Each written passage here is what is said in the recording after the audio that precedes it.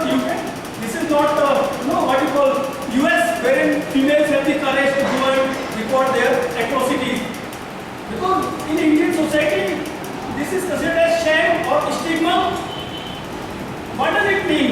It means double of these crimes go unreported.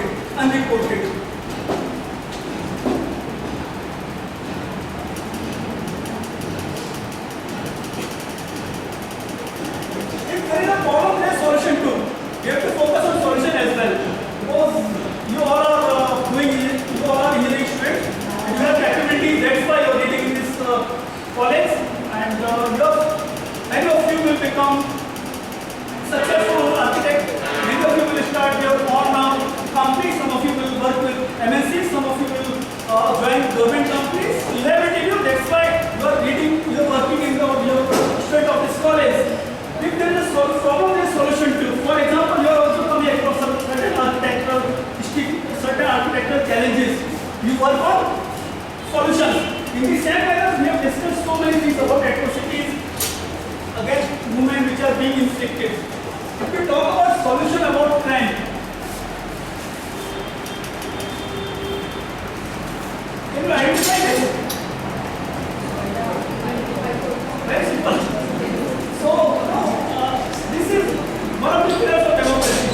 Whenever one of our family members or sisters or brother, whoever is suffering or facing certain atrocities, we take refute or we proceed towards section court, district court, judge court, high court, supreme court, etc., etc. This symbolizes this judiciary of our country. This is supreme court, and this is also symbol of judiciary.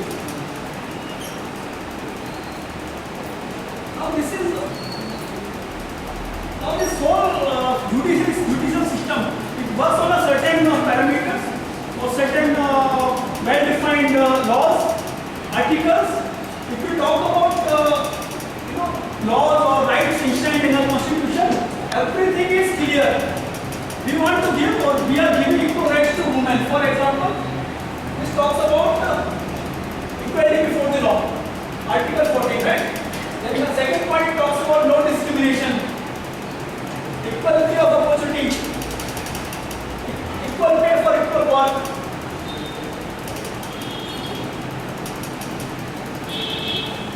Now we talk about certain crimes.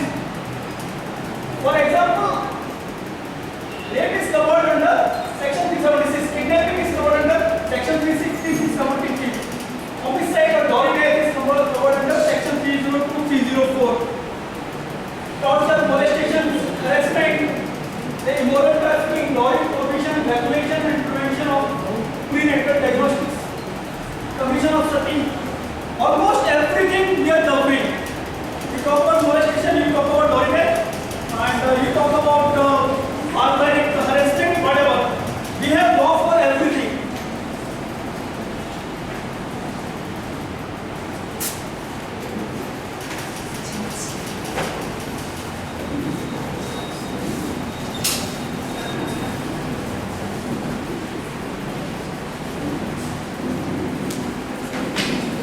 Whatever atrocities are inflicted by certain morals, certain sinners in our society against women, we have laws which talks about remedial measures to overcome these challenges. For every atrocity, we have certain laws. Maybe torture, maybe rape, maybe domestic violence. For everything, there is a law. Okay? Where is the challenge? Why we have failed? Why collectively we have failed to respect our women, our daughters, our sisters?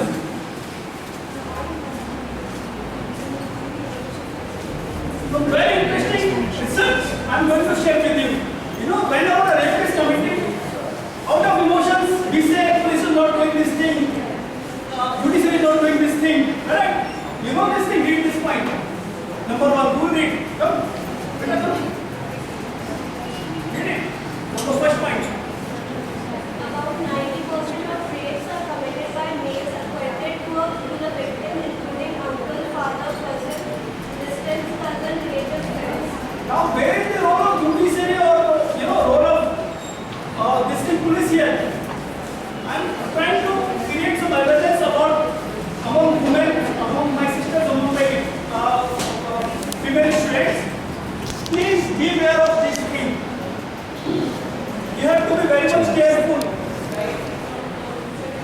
Now if we talk about second point, governance. Please read this point. Second point. All the cases of doggy and doggy torture are considered by close relatives. Now where is the, how can we involve or how can we drag patient in the system? If my sister has been married to a doctor or to a certain engineer, if that husband doesn't handle that spouse, doesn't respect my sister, doesn't respect my daughter, there is something wrong there. Not here, it's here. He doesn't have the willpower to respect my sister or my daughter. So we have to change that mindset. There are certain people, certain morals or sinners, you can call it, or minuscule people suffering with certain small mentality. So we have to take care of this thing. In the same manner, majority of these atrocities are committed by same people.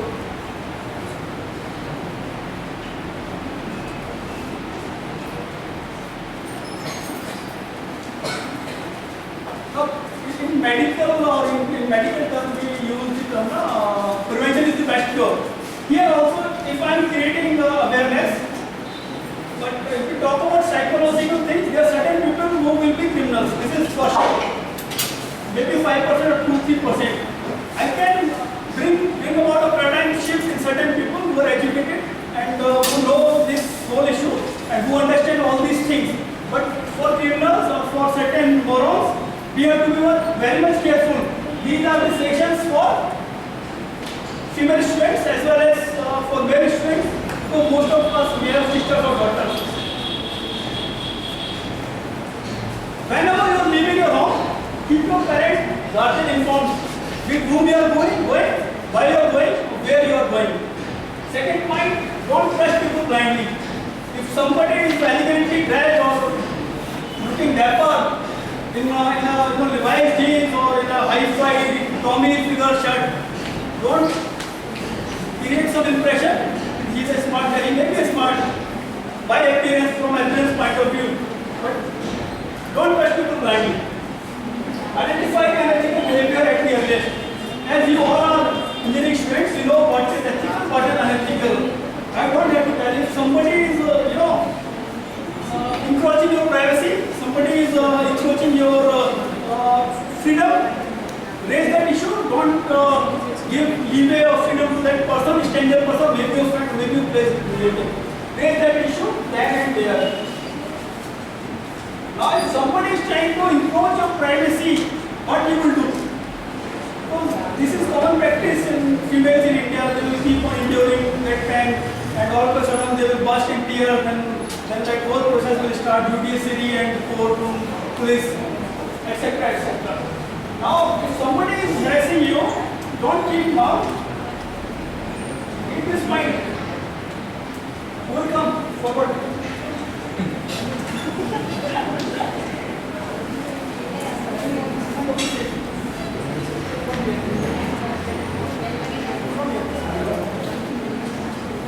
Research.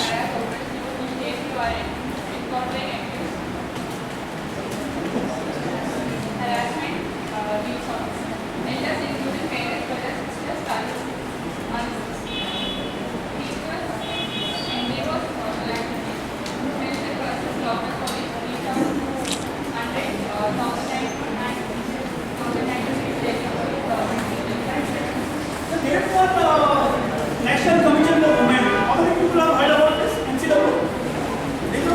And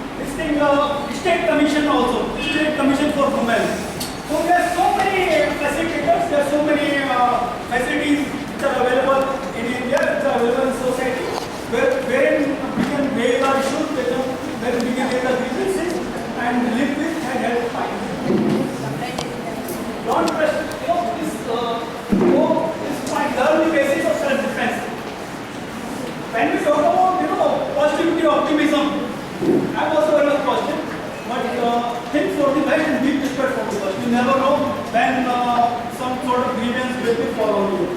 If somebody is going to attack you, we have to be very much cautious, no doubt. But what about the different scenario wherein you are being attacked or you are being all of a sudden harassed by somebody? So if you talk about self-defense, it will hardly take how many days to learn? Can anybody guess?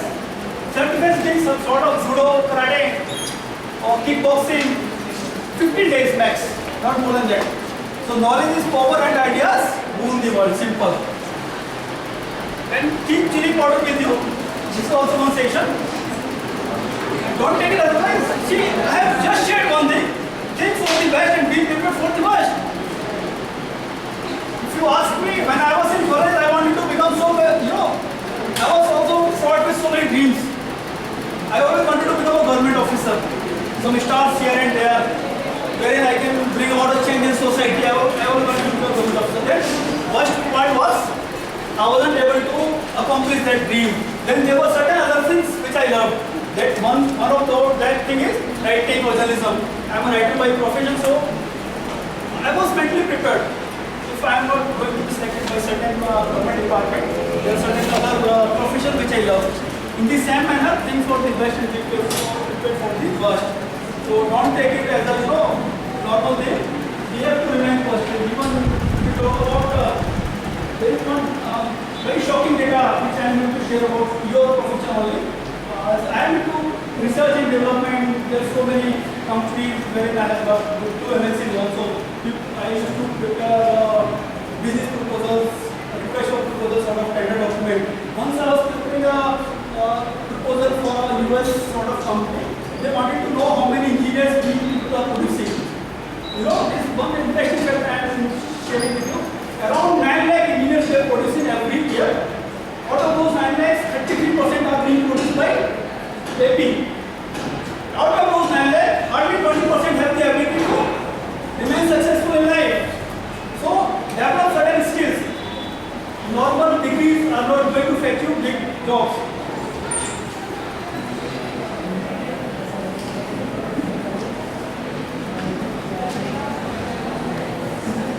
Do you know what is this gender ratio? Anybody? Gender ratio? What is gender ratio? Anybody know that? Gender ratio. Feel free, be comfortable. This is not that simple. This is sort of a awareness creation discussion. That's it. What is gender discrimination? Sorry, gender ratio. Ratio point. Stand up.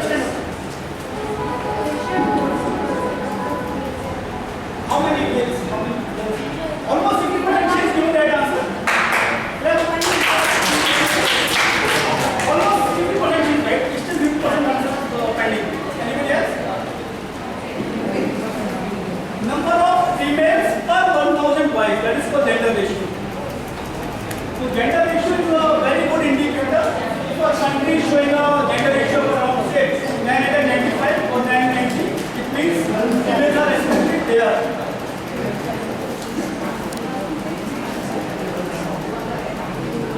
This is data which has been pulled out from India Census.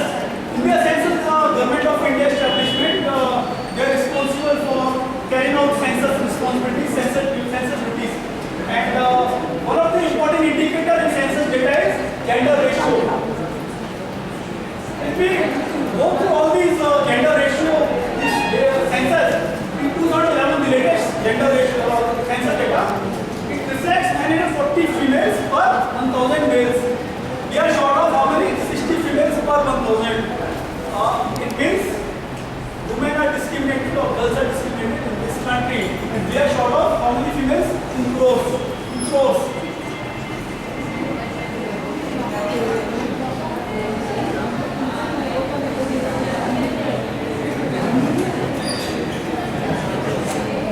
See, as I shared with you now, gender ratio, it is also very good indicator which reflects or which shows the dignity or respect of the woman in that particular area or in that particular state. If we talk about the top 5 states which has very good gender ratio or positive ratio,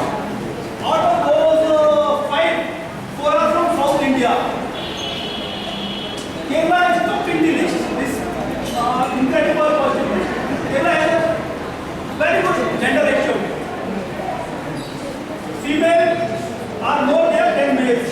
According to last census, 1,084 females were there over 1,000 males. It clearly shows Kerala society has huge respect for females or women. In the same manner, if you talk about Tamil Nadu, they also depict a very high gender ratio. Our own state, this state which has been a dream state for me, I love this city Hyderabad. During my college time, I used to saw this dream. I wanted to work in the ITL, leading ITL. At that time, I was in college, so I heard a lot about Bangalore and Hyderabad. 2.5 years back, I landed here just to realize my dream. I love this place, Hyderabad. So this Andhra Pradesh is also there. So big round of applause for our own state. And 92 females are there against 1,000 boys. So it also shows somewhere in South India we respect women. This fact. And there is one tribal state. This is contradictory completely. There is one economically backward state. I don't use this word poor because nobody is poor in this word. And through economic standards we cannot define poverty. Chhattisgarh is a economically backward state, but they depict a very positive ratio. Per 1,000 boys, they have 991 females. This is again a completely different scenario. What does it reflect? Education and the financial backgrounds are really important to change the whole scenario about females. But again, there are certain societies who have been practicing conventionally since decades, since the inception of civilization. They give huge respect to females. And in their society, females have equal property rights. While going through this research, there were certain papers which clearly talks about women in Kerala. In Kerala, there are certain societies, certain communities, they give property right to women also. In the same manner, this will also depict the same story.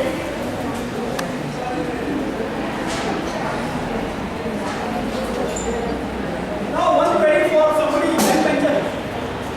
Shut up, man. Just a one query. See, I have a huge regard for backbencher. There are so many backbenchers who are very big in life. This is fact. So, a simple query, people who are living in huge bungalows, farmhouses, or they have, big limousine or Honda City, do you think they respect girls?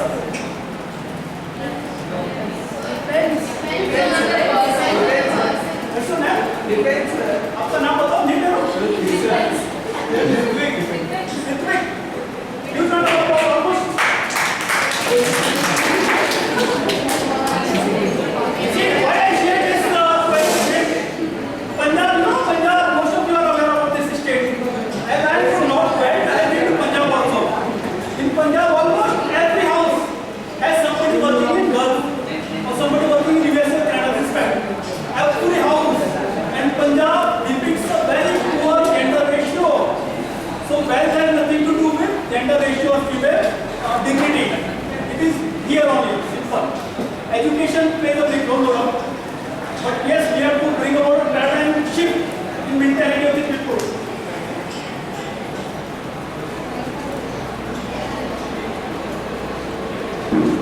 See the gender issue. Punjab is economically very strong state. There was one research conducted maybe 3, 4, 5 years back. Which district or which city has highest number of Muslims in India? Which city was Ludhiana? Ludhiana at that time 3, 4 years back had the maximum number of Muslims. But then Ludhiana also comes under Punjab. So this is a completely contradictory picture. To bring about a change in mentality of people, there are certain indicators which are very important.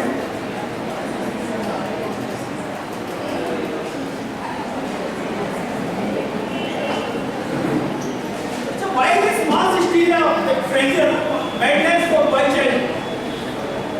Yes, so there are certain things which prove that in the convention of Indian society, people still have madness for boy child. Unless a boy child is not there, their family is incomplete.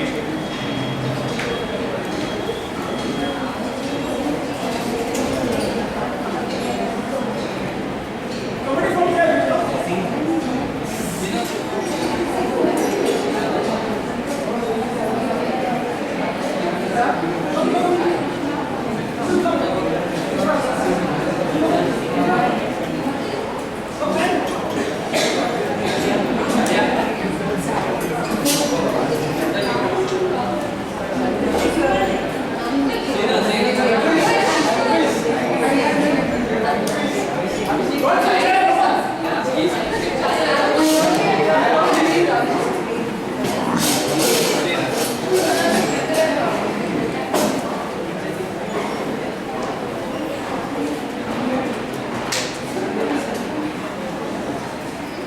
why we are facing gender ratio, decreasing gender ratio, and why we have why people still discriminate between the boy child and the girl child, why we indulge into different sort of crimes against women.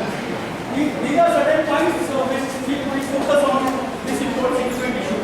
Also that Ashish, इसको फिलहाल करके बताओ मुझे. Tell me one point why people still love boy child.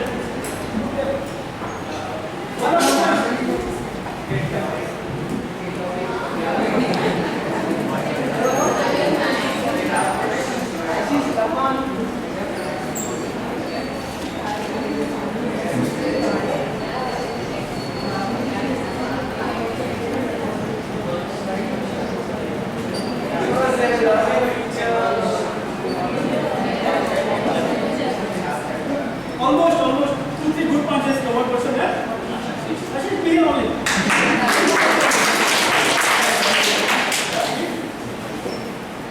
Right from this first point started. Stop. This is the biggest point. Still people have this mentality. If boy child is not there, our family is incomplete. They have this, madness for boy. Second point.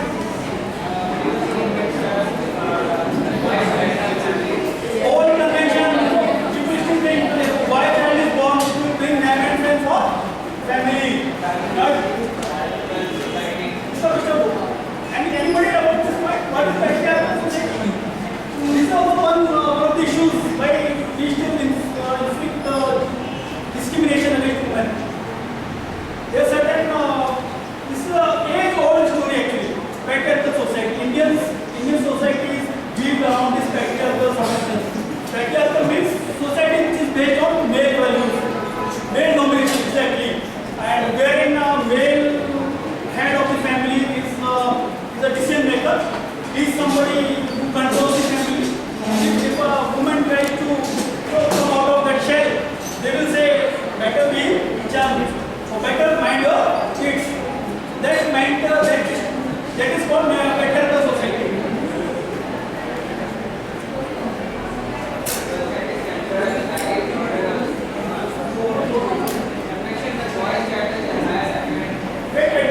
When we talk about here, and there are certain people who still believe that if a boy is not there, how will their whole generation will run? Future generation will be under whole of their generation will be stopped or some sort of embargo will take place. Boy child is not there in their family.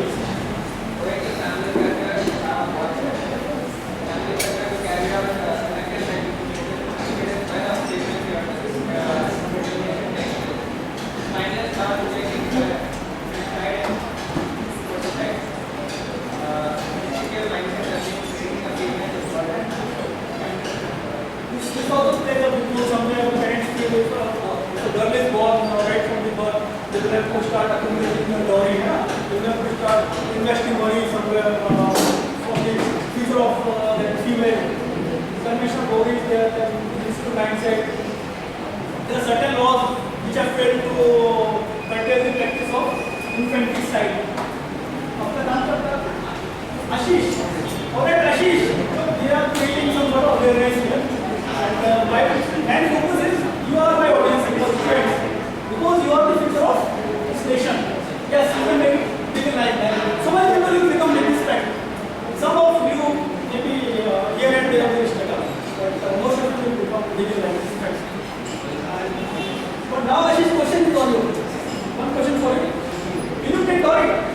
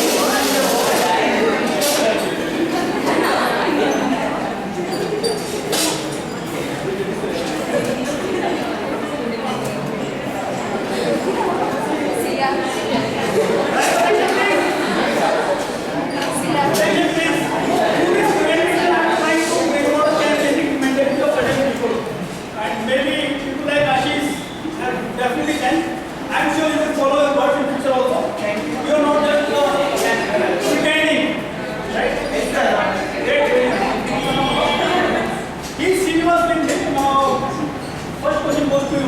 How will you react if you are being told you are father of a girl child?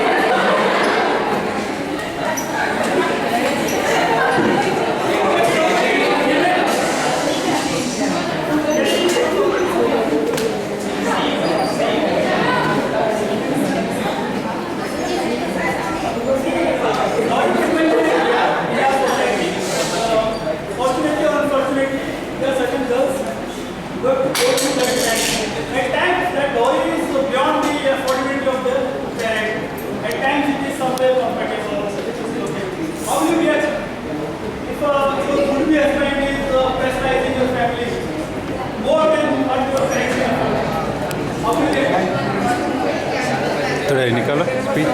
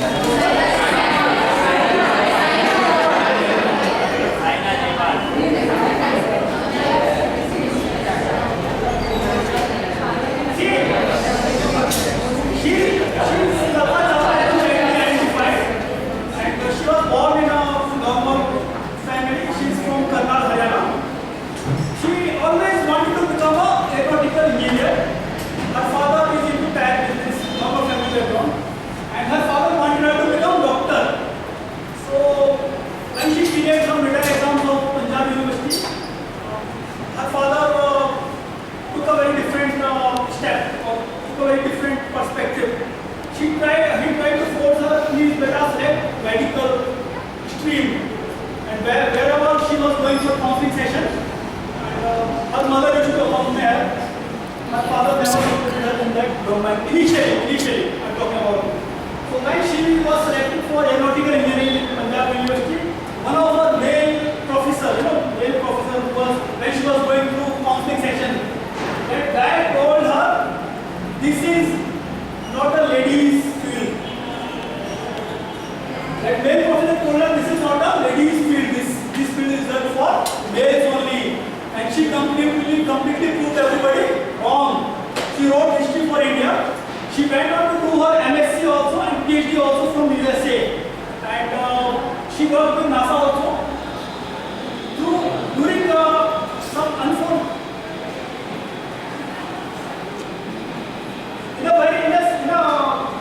this unfortunate incident, we lost her when she was on her voyage in space.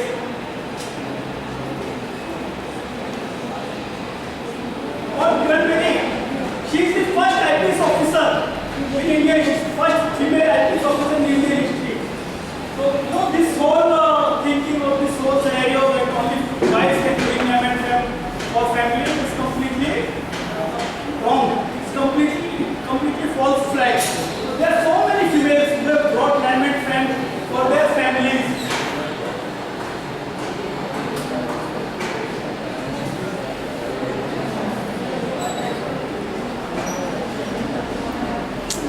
మీరు కూడా తీయాలి. Max is the word.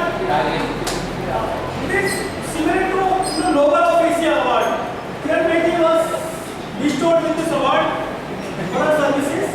She has also worked with United Nations as advisor, and she is also writing certain books. She is also associated. She has started her own NGO, in fact, Navjyoti Foundation. As you know, she is also associated with anti-corruption movement of Anna Hazare. So she is a great lady, no doubt. There is one Australian filmmaker, Nathan Dorman. He has come out with a documentary film on bathing. Title is Yes Madam, Sir.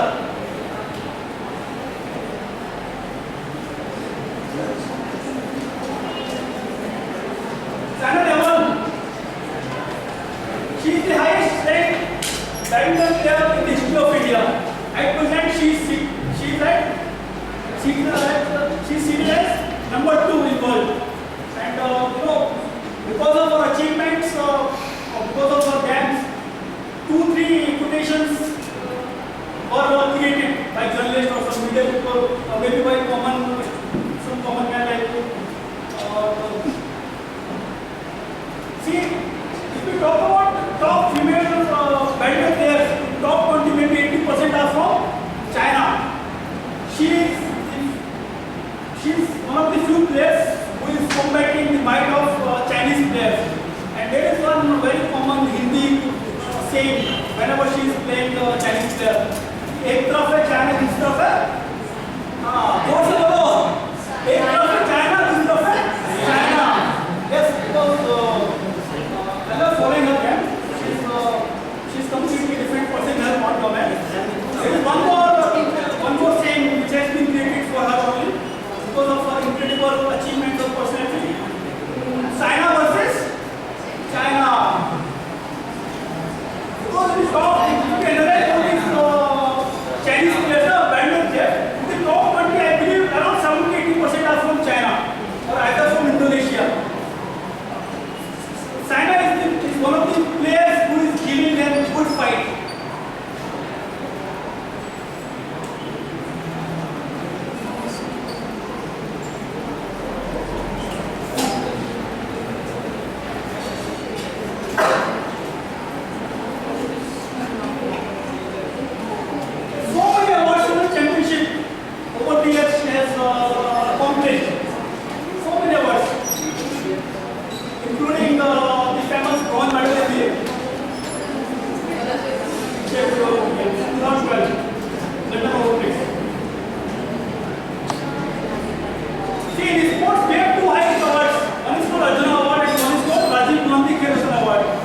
She has been bestowed with all these 2 awards.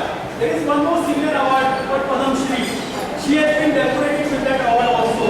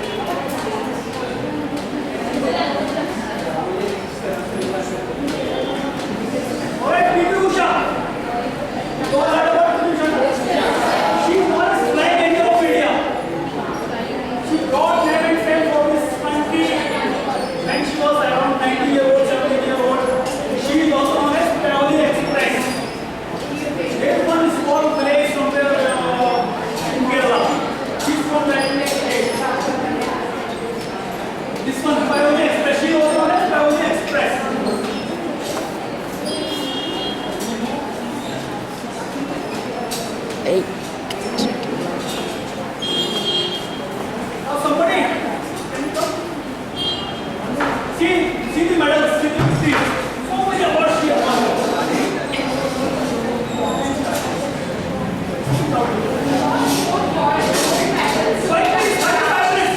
International invitation meet finally won 2 gold medals in shooting. International invitation meet 1981 won 4 gold medals in the Karachi International Invitation meet 1981 won 1 gold medal in International Invitation meet 1981 won 2 gold medals. Camera also, no? Camera? Only video? Yeah. Camera is also there. Yeah, there is. So we switch to camera. At least 15-20 pose for camera. Close it. Yeah. Take 20 pose for camera. Fast. Won 2 gold medal and 1 silver medal in Asian track and field